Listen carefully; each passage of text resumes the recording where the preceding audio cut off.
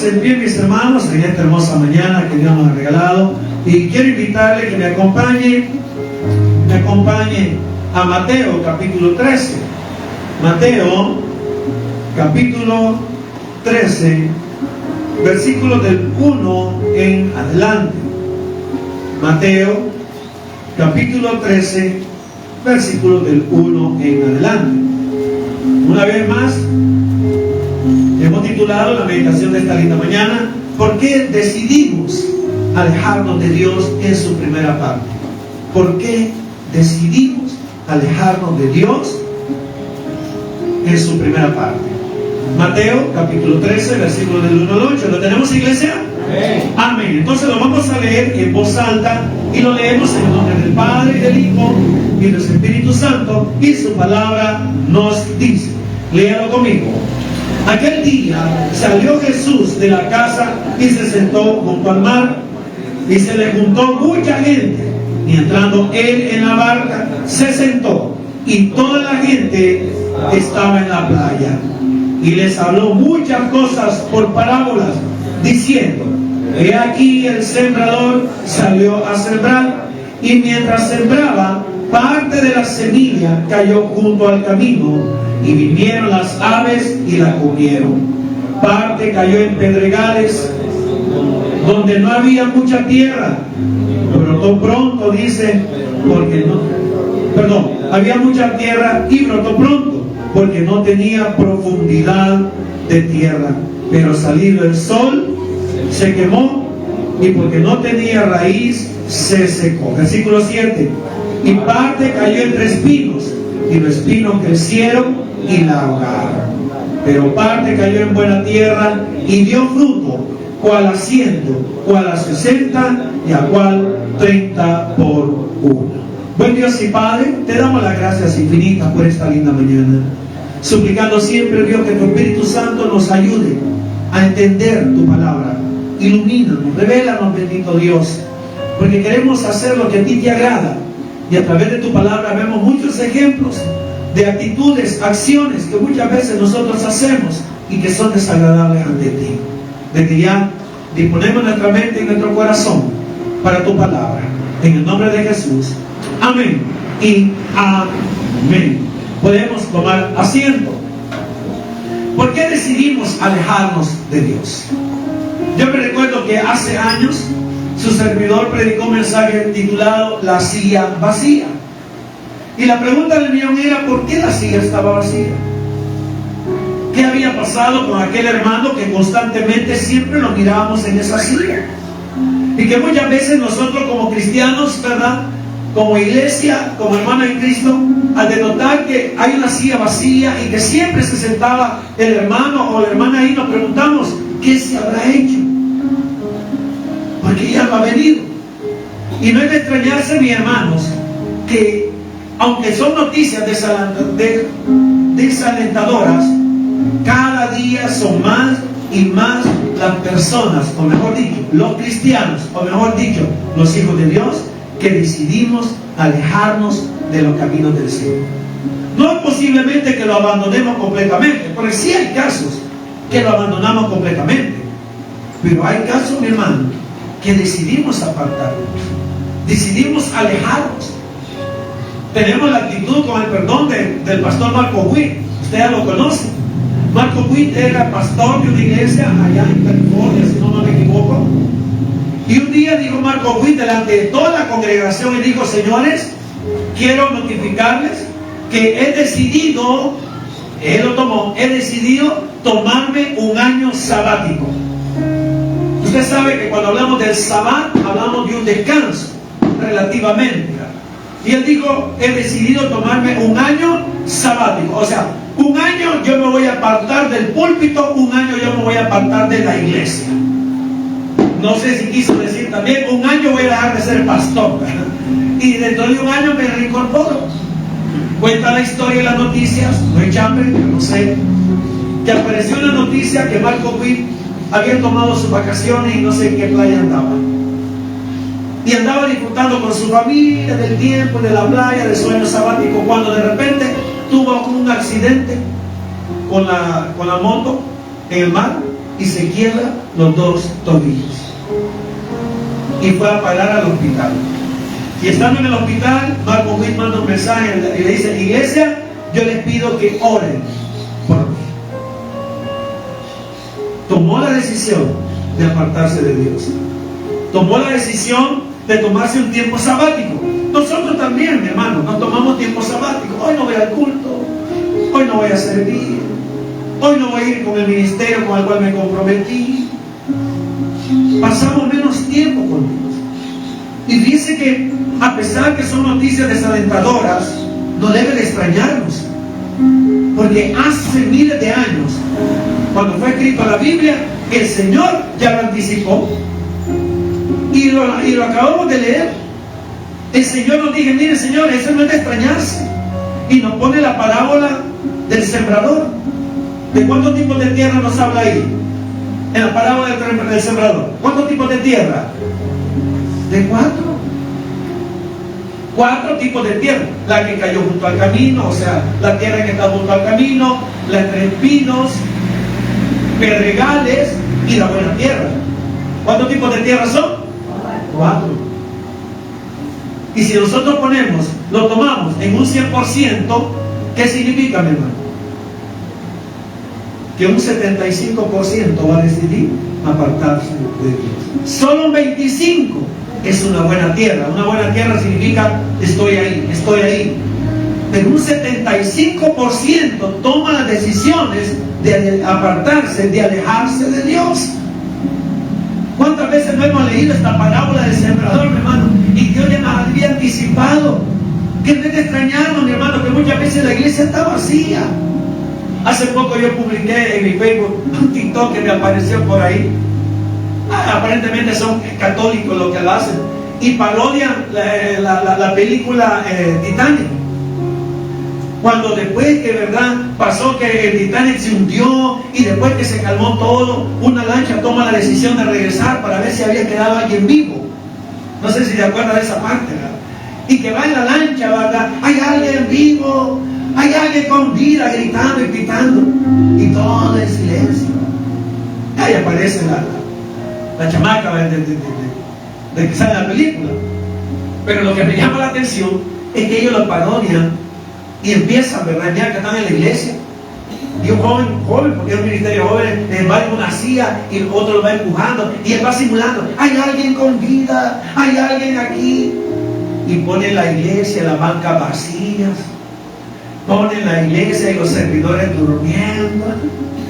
O sea, dando a entender que después de la Semana Santa, que después que se habían estado toda una semana, nomás terminó la Semana Santa, se acabó. Todos se habían alejado de Dios. Y eso es lo que la palabra nos enseña a través de esta parábola del Señor. No es de extrañarnos, mi hermano, cuando la iglesia está vacía. Porque de un 100% que decimos que somos hijos de Dios, que hemos sido lavados con la sangre de Cristo, un 75% va a tomar la decisión de alejarse por algún motivo. Nosotros podemos argumentarle a Dios: es que Señor aquí, Señor allá, Señor por acá. Pero ¿sabía usted que Dios nos conoce perfectamente? ¿Sabe que Dios conoce las intenciones de nuestro corazón? ¿Y sabe lo más duro? Que la palabra de Dios nos dice allá en el libro de Hechos: ¿por qué permitiste que Satanás llenara tu corazón de mentiras? No le estás mintiendo al hombre, le estás mintiendo a Dios. Porque nosotros podemos poner un sinfín de argumentos por el cual, pero Dios, que nos conoce perfectamente, y Dios que nos da los tiempos, sabe Dios y dice: ¿sabes que no es así? ¿Sabes que lo que me estás diciendo no es verdad? El hombre te puede creer, pero a Dios, ¿cómo le podemos mentir? Ahora, ¿qué es lo importante de esta enseñanza? Lo importante, mi hermano, es que podamos conocer algunas razones que nosotros argumentamos por las cuales decidimos apartarnos de Dios.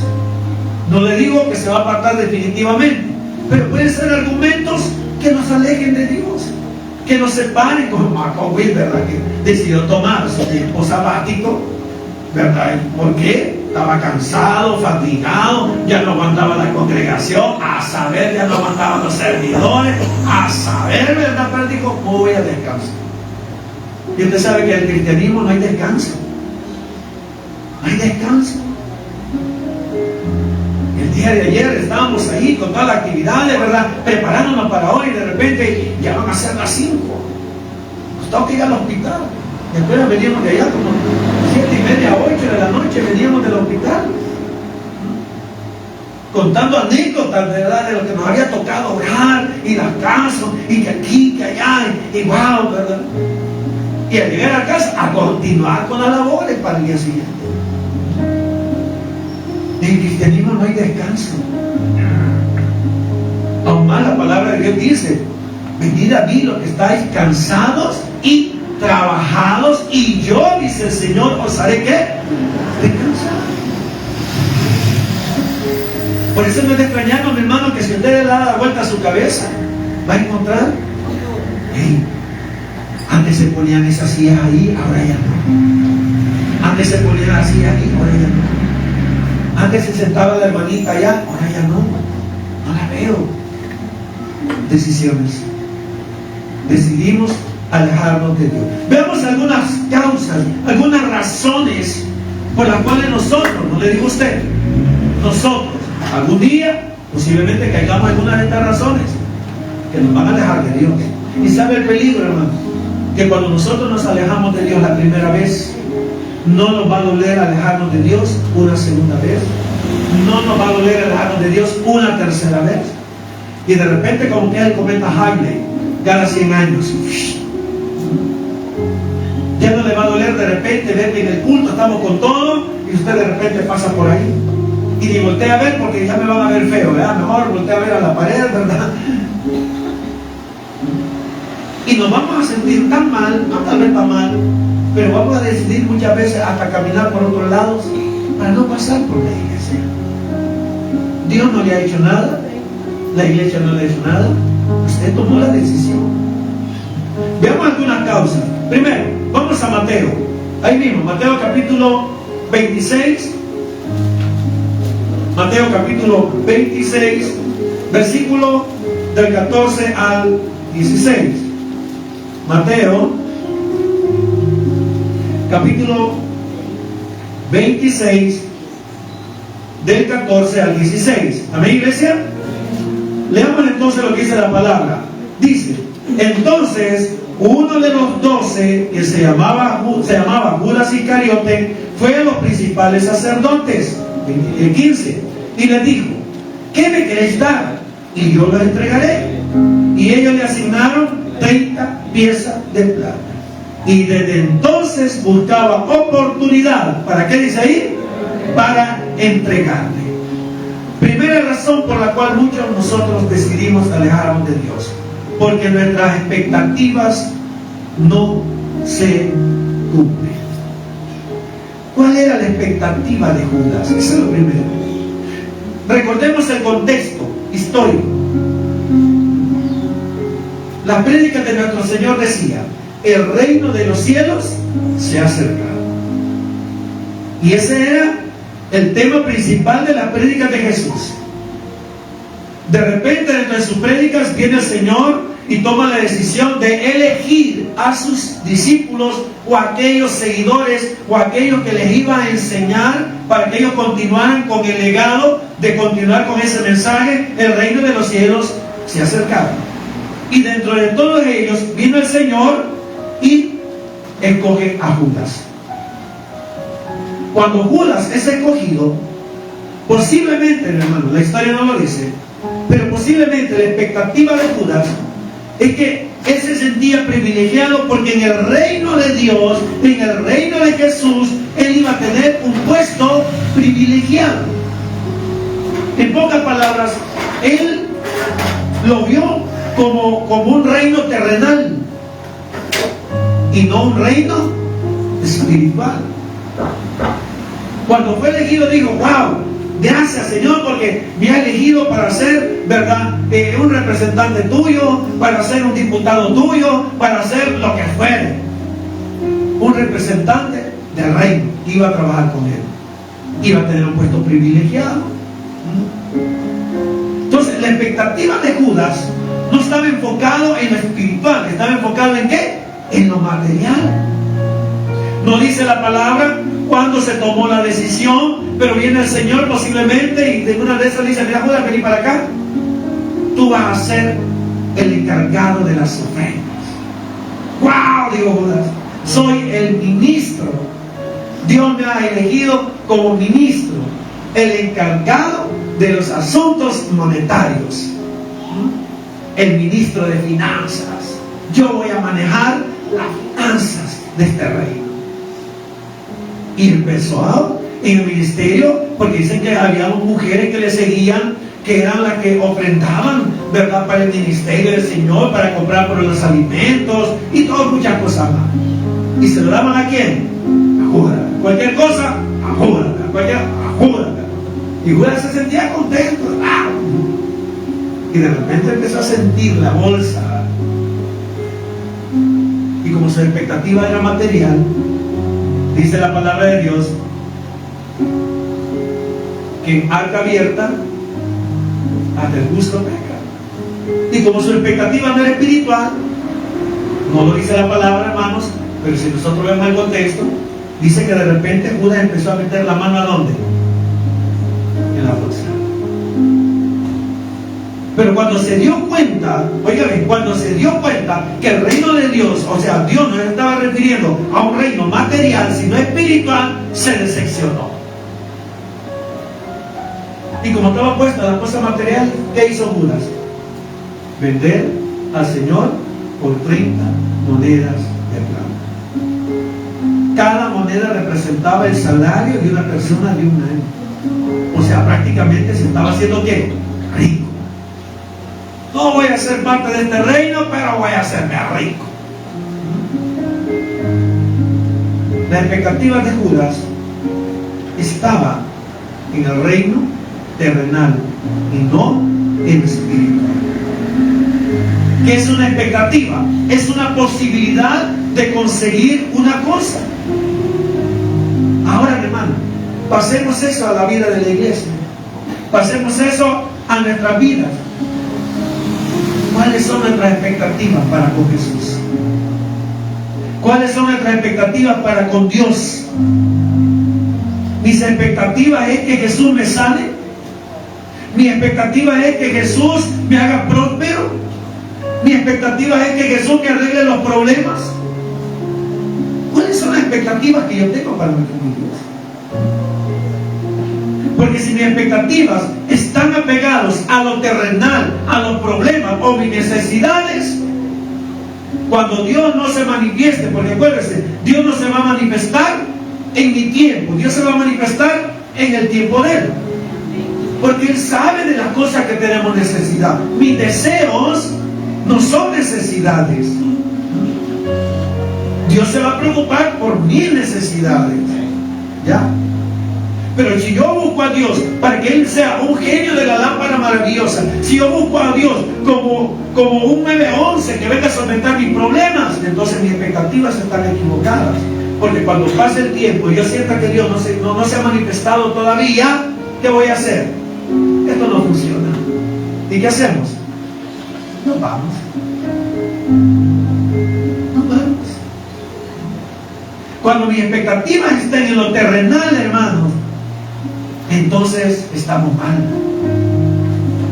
Estamos mal. Mire, hemos llegado a tal caso de tentar a Dios.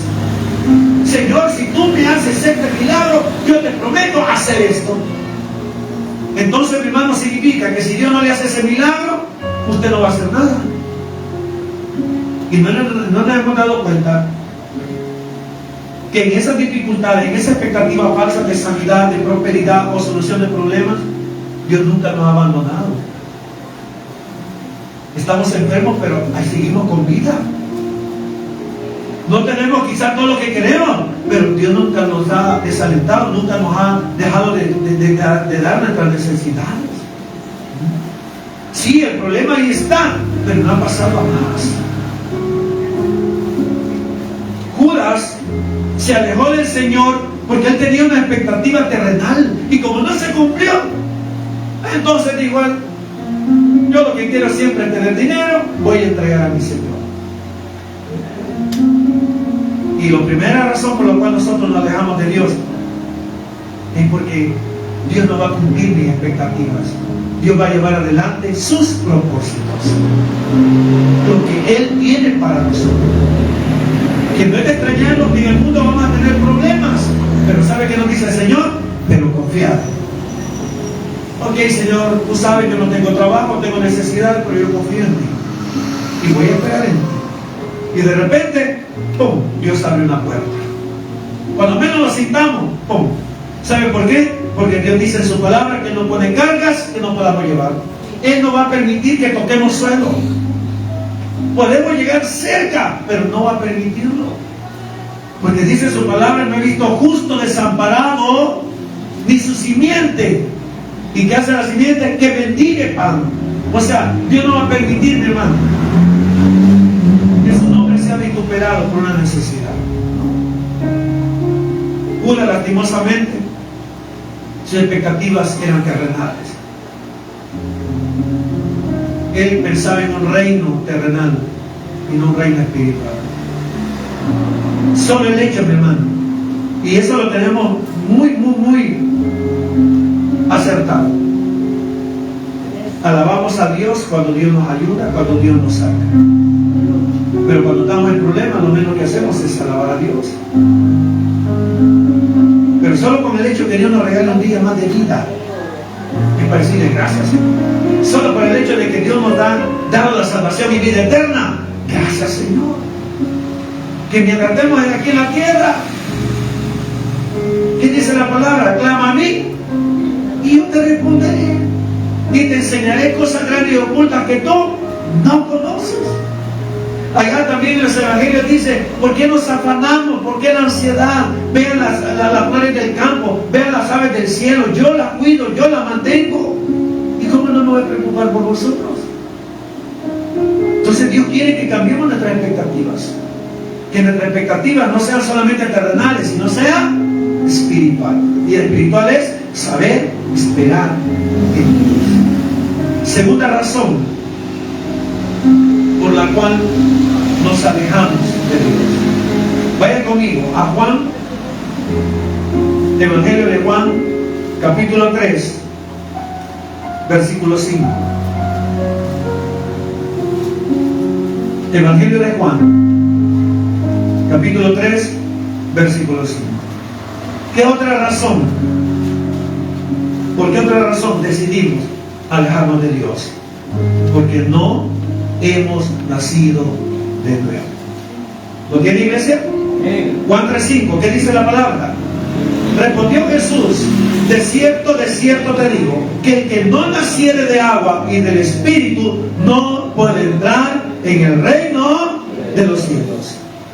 El que no naciere del agua y del Espíritu. Y cualquiera podría decir, pero pastor, yo ya he nacido de nuevo. Pero ¿dónde están las obras que testifiquen que hemos nacido de nuevo? ¿Sabe que muchos de nosotros como cristianos lo que practicamos no es un cristianismo? Lo que practicamos es una religiosidad. Si usted se da cuenta, en esta historia habla de Nicodemo. ¿Quién era Nicodemo? Primeramente, Nicodemo era un fariseo, una secta religiosa. Lo segundo, Nicodemo era un maestro de la ley. O sea, él conocía los mandatos, preceptos, mandamientos de Dios. Y cómo Dios pedía que se pusieran en práctica para bien de todos. Pero ellos practicaban una religiosidad. Tan así que cuando llegó de Jesús y le preguntó, y Jesús le dijo estas palabras, en el cual tenía que nacer del agua y del Espíritu, dijo él, ¿y cómo ha de ser esto? Si ya viejo, si entro al vientre de mi madre, la voy a destruir. ¿Y sabe el reclamo que le dijo el Señor? Nicodemo, siendo un maestro de la ley, ¿me preguntas esto? Siendo un conocedor de la palabra, ¿me preguntas esto? Ahora, imagínense en nuestro concepto, mi hermano. ¿Qué cosas pueden testificar que yo he nacido de nuevo? No porque yo diga que soy cristiano, no porque me vean que salgo de la casa con una Biblia, no porque me vean en un ministerio de la iglesia, no porque me vean un uniforme. No, ¿qué cosas pueden testificar de que somos cristianos? ¿Sabe qué dice la palabra? Vosotros sois la luz, vosotros sois la sal. Lo que dice la palabra. Pero entonces, ¿qué es lo que justifica? ¿Sabe qué dijo el Señor? En esto conocerán que ustedes son mis discípulos. Un texto dice, cuando se amen unos a otros. Y otro texto dice, cuando hagan buenas obras. Yo no soy cristiano o no he nacido de nuevo porque yo lo diga. Mis obras, mis actitudes lo declaran. Allá en 2 Corintios 5:17 dice, de modo que si alguno está en Cristo, oiga, si alguno de todos los que estamos aquí, que decimos que somos cristianos, estamos en Cristo, entonces la regla dice, las cosas viejas pasaron. Tu carácter, tu vocabulario, tus actitudes, tu forma de ser, tu forma de vivir, ya pasaron. Ahora, dice, todas son hechas ¿qué? Hay un nuevo nacimiento. El mismo Señor Jesucristo en Mateo capítulo 5, 6 y 7 siempre declaraba, oíste que fue dicho, mas ahora yo te digo. Las cosas que en tu vida anterior eran así, mas ahora en esta nueva vida serán así. ¿Sabe usted que la carta de Santiago fue una de las cartas problemáticas para entrar en el canon del Nuevo Testamento? Porque Santiago dice, muéstrame tu fe, muéstrame tus obras. Porque una fe sin obras es muerta. No está hablando que las obras salvaban. Se estaba refiriendo que si tú dices ser cristiano, entonces muéstrame a través de tus actitudes, muéstrame a través de tu vida personal. Son evidencias de nuestro cristianismo. Pero ¿cómo podemos decir que somos cristianos? ¿Cómo podemos decir que hemos nacido de nuevo si no hemos cambiado nada en nuestra vida? Somos los mismos. Tratamos igual a las personas. Nuestros hijos no ven cambio, nuestras esposas no ven cambio, nuestros esposos no ven cambio, no hay cambios. Entonces la gente se pregunta, ¿y en realidad son cristianos? ¿Sabe que es uno de los reproches que dicen nuestros hijos? Y van a la iglesia y dicen que son cristianos y le sirven al Señor. Mira allá, no pare de andar haciendo cosas. Mira en la casa, ni se levanta a hacer nada. Allá a todo el mundo le sonríe, aquí a todo el mundo le grita. Allá le gritan, se queda callado. Allá el pastor lo regaña, le llama la atención, no le dice nada. Aquí, ay, Dios guarde porque arde Troya. No hay cambios, hermano. No hay cambios. Y no es porque la palabra de Dios nos dice que existan esos cambios. Es el hecho que nosotros no queremos cambiar. Por eso me agrada cuando el Señor le reprende a Nicodemo y le dice, tú siendo maestro de la ley, no sabes qué es nacer de nuevo. Ahora mañana tráiselo a nosotros y tú te llamas cristiano y mira tu vida. Lo mismo, la misma patanada, los mismos chistes, el mismo vocabulario, esas palabras sueces, esas palabras que ya no tenés que decir, ya no. Tus actitudes. Por eso les digo, no es necesario, mi hermano, que nosotros lo declaremos. Sabe que siempre desde este púlpito se ha dicho, no somos lo que nosotros decimos que somos. Somos lo que la gente dice que somos, empezando por casa. Sabe que en muchas iglesias, cuando alguien quiere servir, cuando alguien, independientemente del ministerio que quiera servir en la iglesia, en muchas iglesias lo que hacen es, si va a servir, digamos, la esposita, se manda a llamar al esposo y se manda a llamar a los hijos. Y se le pregunta, ¿cómo es ella en casa? ¿Quiere servir el esposo? Se manda a llamar a la esposa y se manda a llamar a los hijos. ¿Cómo es en casa? Que los hijos quieren servir, se manda a llamar a mamá y se manda a llamar a papá. Porque se supone que si yo voy a servir y dar lo mejor, tengo que dar lo mejor también en mi vida y en casa, en el lugar donde yo, en mi trabajo, en el lugar de estudio, donde sea. Póngale. Y con el perdón acá. ¿Cómo yo puedo creer que Neymar es cristiano y diezma cuando en la cancha, mi hermano, se comporta peor que uno en la calle? ¿No ha visto cuando Neymar lo golpea? Mejor que acá, cuando lo golpeaban, se quedaba callado. No vaya a ser Neymar que se le iba con todo y a chocar y a pelear y a gritarle. ¿Cree usted que es un testimonio cristiano, hermano? Y así muchos ejemplos, cantantes que dicen que son cristianos, que pertenecieron a una iglesia, deportistas, lo que sea, hermano. Las actitudes, los comportamientos me dictan si en verdad ha nacido de nuevo. Entonces la pregunta del millón para nosotros sería, ¿en realidad hemos nacido de nuevo? Y quizás como no he nacido de nuevo, yo quiero seguir con mi misma manera de vivir. Y como a cada rato me lo están achacando en la iglesia, me le están dando con todo, bueno, como era para mí el mensaje, quizás algo le contaron al pastor, ya no voy. No, es Dios hablando, hermano. Mire, ¿sabe por qué? Y una de las críticas que le hacen a su pastor, que yo no ando visitándolos a todos. Quisieran que uno anduviera por todas las casas. Mi hermano, si yo me pongo a visitar la casa, no crean que le voy a avisar. Yo voy a ser tipo Prado, hermano, tipo Banco Azteca. ¿Ya? De repente, ¡pum!, le voy a llegar, ¿verdad? Y empezando por la música que está escuchando, y segundo por la forma que anda vestida adentro, ¿verdad? Y usted sabe que muchas veces, ay pastor, mire cómo nos viene a encontrar. No, pero no me gusta. Porque se va a sentir mal, y al sentirse mal, ya no va a venir. Es que el pastor me oyó, me escuchó y todo lo demás. Ya no va a venir. Había una familia que visitábamos. Y íbamos con mi esposa. Pero siempre que estábamos ahí, de repente, que los esposos, ¿verdad?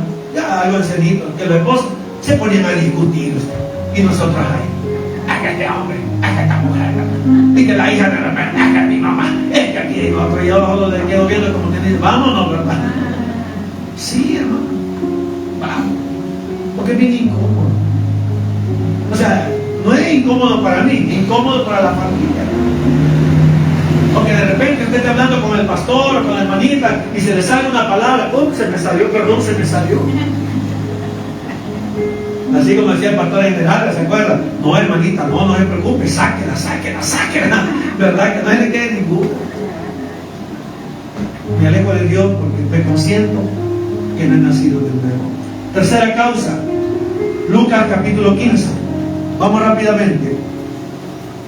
Lucas capítulo 15, versículo 11. Tercera causa o razón por la cual decidimos alejarnos de Dios. ¿Amén, iglesia? Léalo conmigo. Del 11 al 13, dice la palabra.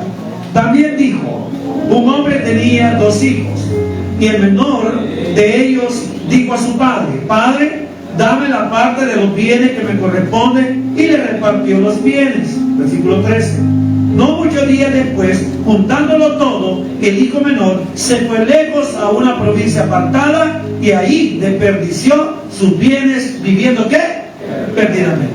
Tercera razón por la cual nos alejamos de Dios, por el deseo de experimentar y probar cosas nuevas. Ay, pastor, es que mire, es que en la iglesia no se puede bailar. Mire, pastor, fíjese que yo le quiero celebrar los 15 años a mi hija, pero le soy sincero, yo no quiero.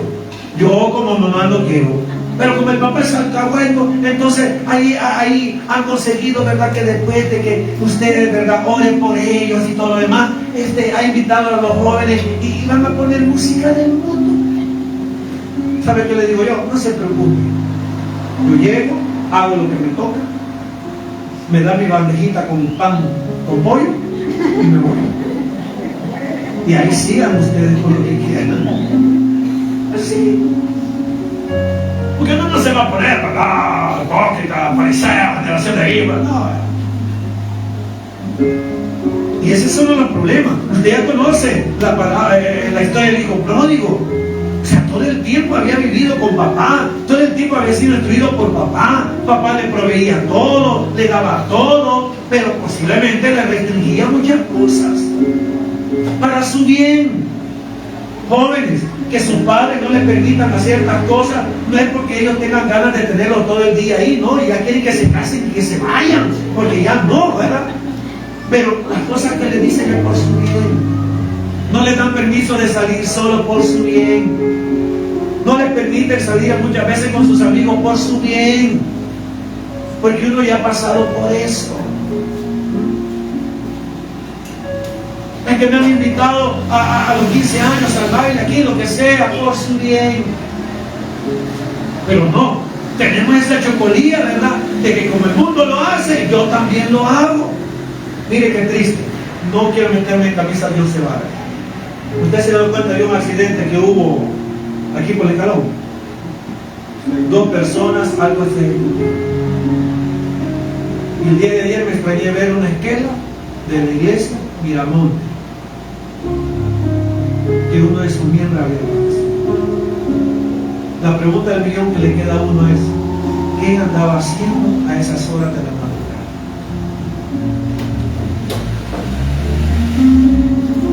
Tal vez uno no es que va a buscar, pero uno ve los ejemplos. Uno ve los ejemplos, hermano. Y por querer experimentar cosas nuevas que el mundo practica, mire, ¿sabe por qué al mundo no le sucede nada? Porque así los tiene agarrados Satanás. Porque esa es la comida que les da Satanás para tenerlos quietos. ¿Cómo cree usted que aquellos que ¿cómo se llaman? Aquellas personas que se ponen a amaestrar a los perritos, ¿cómo le llaman? Tienen un nombre. Estamos hablando de perro, póngale. ¿Por qué? ¿Cómo cree usted que los toma? Dándoles algo que les gusta. Mientras ellos no lo hagan, no se lo dan. Tocan los perritos en su intuición, saben que tienen que hacer algo y van a tener una recompensa. Entonces ellos empiezan a aprender a hacer cosas. Entonces, ¿cómo cree usted que Satanás tiene agarrado a todo el mundo allá? Dándole lo que ellos quieren. Quiero una Semana Santa, se la voy a dar en la playa, vámonos a la playa. Vayan a darse los gustos que quieran, hagan lo que quieran. Y como nosotros los cristianos, sobre todo los jóvenes, como nos han tenido claustrados, ¿verdad? Encerrados, ¿verdad? Queremos experimentar, pero no hemos abierto los ojos de las consecuencias que todo eso trae. El hijo pródigo, ¿qué pasó al final, hermano? Dice que gastó todo lo que tenía y empezó a tener necesidades. Tan así que se metió le dieron un trabajo en el cual para ellos era inmundo tocar cerdos. ¿Y qué le tocó? Cuidar cerdos. Y llegó a tal grado que decir que anhelaba la comida de los cerdos. ¿Todo por qué? Probar cosas nuevas. ¿Por qué nos alejamos de Dios? Probar cosas nuevas. Practicar lo que el mundo practica. ¿Sabe usted que una de las artimañas de Satanás es el sistema mundano? Él maneja el sistema del mundo. Dice la palabra que Él es el príncipe de este mundo, el Dios de este siglo. Él maneja el mundo. Y a nosotros nos va a querer tentar. Sansón, un joven apartado para Dios, para liberar a su pueblo. Dios le dijo: no tenés que juntarte con mujeres que no sean de tu pueblo. Y mire, y aparece una ramera por ahí haciendo el ojito. ¿Y qué hizo Sansón? Allá fue a parar. Y metido allá, encontró jóvenes filisteos. ¿Y qué hizo Sansón? Meterse con los jóvenes filisteos. Tan así que se ponía grandes borracheras. Agarraba zumba. Ya no le decía caso a los papás. Mira, Sansón, mira, papá, anda a pedirme a aquella mujer por esposa. Sansón, si la palabra, mira, Dios dice que no te juntes con esas personas, no te van a traer nada. Ah, no, papá, yo quiero esa mujer y yo la quiero, así es que anda. Allá iba el papá. ¿Y cómo terminó la vida de Sansón? ¿Dormido por quién? Por el mundo. ¿No durmió? Hizo piojitos. Y todavía le dijo a un niño cabeza de león: si no te duele, te como el coyote. Ay, dijo Sansón. Y se durmió. Y cuando se durmió, ¿qué pasó? Vino la mujer, porque no fue la mujer quien cortó el cabello. Llamó a un soldado filisteo, ya estaba dormido.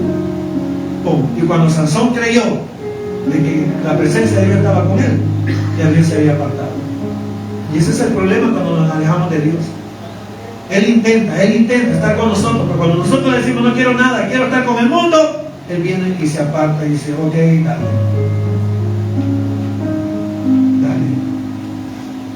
Lo bueno es que nunca es tarde para reflexionar. Porque el hijo pródigo dijo: y volviendo en sí, en casa yo tenía todo. Volveré a casa y le diré a mi padre: pague el pecado contra el cielo y contra ti. No esperemos a llegar a eso, alejados de Dios. Y por último, 2 Corintios 12:20. Rápidamente, 2 Corintios 12:20.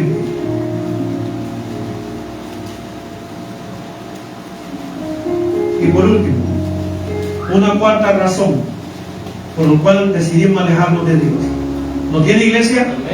Dice la palabra: pues me temo que cuando llegue no os halle tales como quiero, y yo sea hallado de vosotros cual no queréis, que hay entre vosotros contiendas, envidias, iras, divisiones, maledicencias, murmuraciones, soberbias, desórdenes.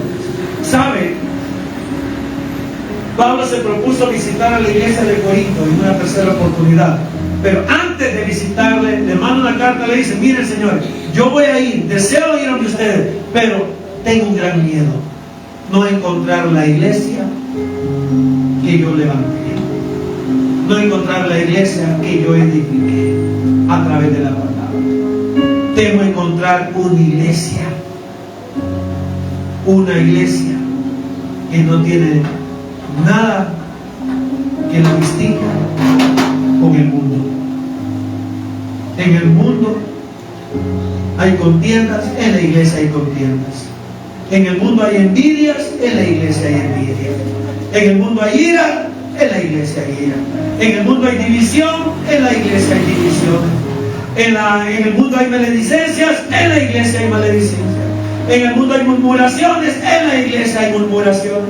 En el mundo hay soberbias, en la iglesia hay soberbias. En el mundo hay desórdenes, en la iglesia hay desórdenes. Entonces,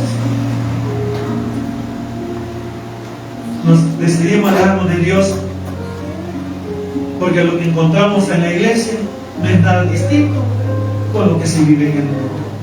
Y entonces la gente dice: si para ser cristianos es ser igual, me quedo tal como estoy. Y mucha gente no viene a las iglesias por eso, porque ellos se animan y ven, pero de repente ven los problemas, ven los chambres, las discusiones, que aquí, que allá. Ah, no, dice la gente: no, yo pensé que era un lugar diferente. ¿Y qué hace la gente? Se va mejor. Se va. El temor de Pablo era encontrar una iglesia mundana que solamente tiene el nombre de cristiana, pero las actitudes internas es como que se dividiera.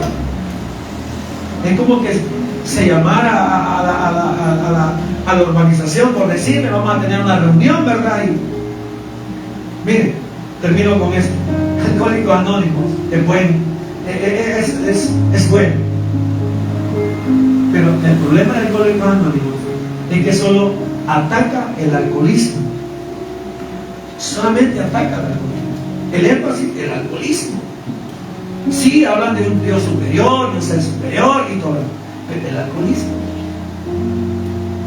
No atacan que dejen de fumar, no atacan de decir malas palabras, no atacan el portarte bien con tu esposa, no atacan cambiar de carácter. Es buen programa, pero lastimosamente solo está enfocado a una área, y las demás áreas están ¿qué? Descuidadas.